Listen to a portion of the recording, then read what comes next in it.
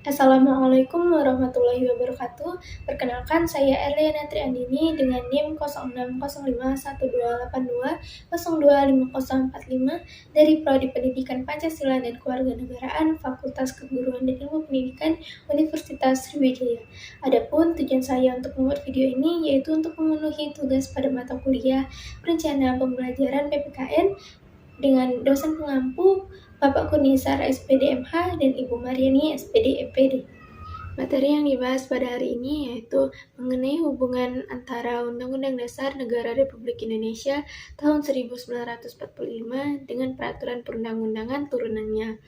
Tujuan pembelajarannya yaitu setelah mengikuti kegiatan pembelajaran, peserta didik dapat menghubungkan Undang-Undang Dasar Negara Republik Indonesia tahun 1945 dengan peraturan perundang-undangan turunannya secara tepat.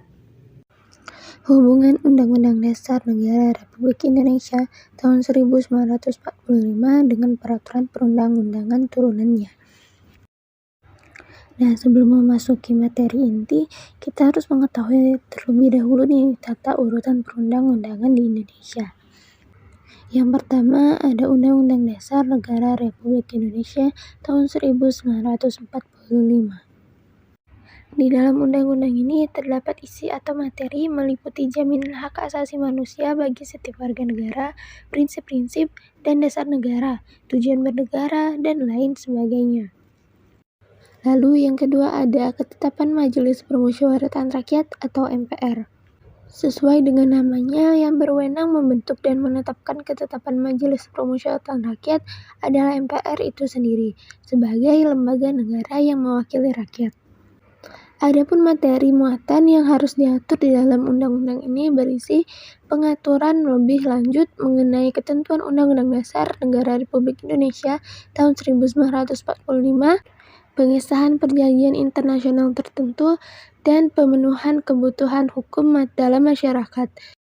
Yang ketiga, undang-undang atau peraturan pemerintah pengganti undang-undang atau Perpu. Undang-undang adalah peraturan perundang-undangan yang dibentuk oleh Dewan Perwakilan Rakyat dengan persetujuan bersama Presiden. Jadi, pembentukan undang-undang merupakan wewenang DPR dan Presiden secara bersama-sama. Peraturan pemerintah pengganti undang-undang atau Perpu adalah peraturan perundang-undangan yang ditetapkan oleh Presiden dalam hal ihwal kegentingan yang memaksa dan dalam keadaan darurat. Yang keempat, peraturan pemerintah. Peraturan pemerintah adalah peraturan perundang-undangan yang ditetapkan oleh Presiden untuk menjalankan undang-undang sebagaimana mestinya. Lalu materi muatan peraturan pemerintah ini berisi materi untuk menjalankan undang-undang sebagaimana mestinya. Yang kelima, peraturan presiden. Peraturan presiden adalah peraturan perundang-undangan yang ditetapkan oleh presiden untuk menjalankan perintah peraturan perundang-undangan yang lebih tinggi atau dalam menyelenggarakan kekuasaan pemerintahan. Peraturan presiden ini berisi materi yang diperintahkan oleh undang-undang, materi untuk melaksanakan peraturan pemerintahan, atau materi untuk melaksanakan penyelenggaraan kekuasaan pemerintahan.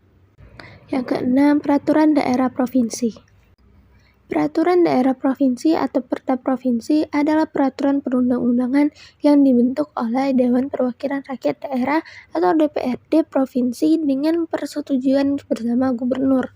Perda Provinsi ini berisi mengenai muatan dalam rangka penyelenggaraan otonomi daerah dan tugas pembantuan serta menampung kondisi khusus daerah dan atau penjabaran lebih lanjut tentang peraturan perundang-undangan yang lebih tinggi.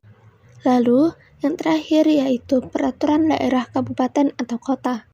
Peraturan daerah kabupaten atau kota adalah peraturan perundang-undangan yang dibentuk oleh Dewan Perwakilan Rakyat Daerah di kabupaten atau kota dengan persetujuan bersama bupati atau wali kota. Nah, sama dengan Perda Provinsi, Perda Kabupaten atau Kota ini juga berisi mengenai materi muatan dalam rangka penyelenggaraan otonomi daerah dan tugas pembantuan serta menampung kondisi khusus daerah dan atau penjabaran lebih lanjut mengenai peraturan perundang-undangan yang lebih tinggi. Nah, setelah mengetahui tata urutan perundang-undangan di Indonesia, kita harus mengetahui mengenai hubungan antara peraturan perundang-undangan. Jadi pembentukan peraturan perundang-undangan dari merencanakan sampai dengan menetapkan melibatkan legislatif dan eksekutif di tingkat nasional dan daerah, juga partisipasi masyarakat. Nah, diharapkan masing-masing produk perundang-undangan dapat sinkron dan saling melengkapi, sehingga dapat menunjang pembangunan bangsa dan negara seperti yang dicita-citakan dalam pembukaan Undang-Undang Dasar Negara Republik Indonesia tahun 1945. Selain itu, Undang-Undang Dasar Negara Republik Indonesia tahun 1945 ditetapkan sebagai konstitusi negara Indonesia, yang artinya sumber hukum bagi peraturan-peraturan di bawahnya. Nah, maka dari itu, lembaga yang memiliki kewenangan untuk membuat hukum tidak boleh bertentangan dengan isi Undang-Undang Dasar Negara Republik Indonesia tahun 1945. Nah, itu tadi materi pembelajaran yang kita pelajari hari ini. Nah, agar kalian lebih paham, silakan kerjakan latihan yang ada di modul pada halaman 7. Kerjakan di buku latihan kalian dan kumpulkan di pertemuan berikutnya.